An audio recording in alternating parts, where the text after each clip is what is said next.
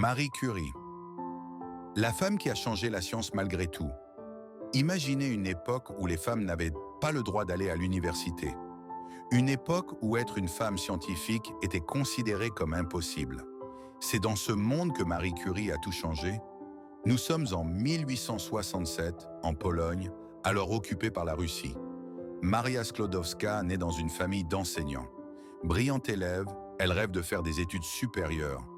Mais problème, en Pologne, les universités sont fermées aux femmes. À 24 ans, avec des économies de misère, elle part pour Paris.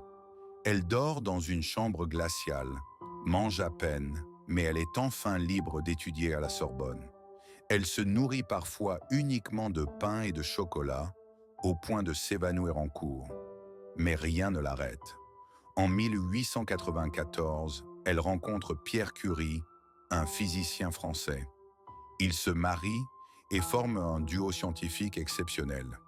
Ensemble, ils travaillent dans un hangar délabré, sans chauffage, avec du matériel rudimentaire.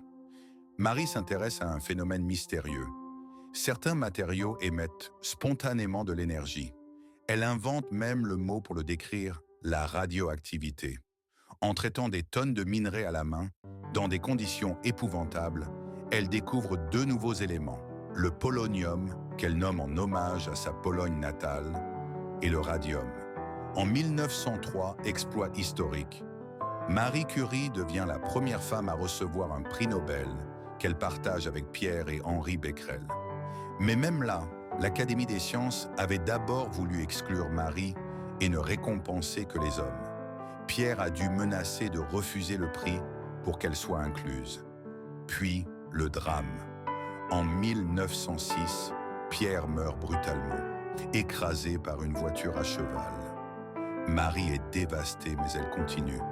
Elle reprend la chaire de son mari à la Sorbonne, devenant la première femme professeure de cette institution. En 1911, nouveau record. Elle reçoit un deuxième prix Nobel, cette fois en chimie, devenant la première personne de l'histoire à recevoir 2 prix Nobel dans 2 disciplines différentes. Un record qui tient toujours aujourd'hui. Pendant la Première Guerre mondiale, elle invente des unités mobiles de radiologie, surnommées les Petites Curies, pour soigner les soldats blessés sur le front. Elle apprend même à conduire et à réparer les véhicules elle-même. Mais la radioactivité qui a fait sa gloire causera aussi sa perte. Marie manipulait ces substances dangereuses sans aucune protection, ignorant les risques. En 1934, elle meurt à 66 ans d'une leucémie causée par des années d'exposition aux radiations. Ces cahiers de laboratoire sont encore aujourd'hui trop radioactifs pour être manipulés sans protection.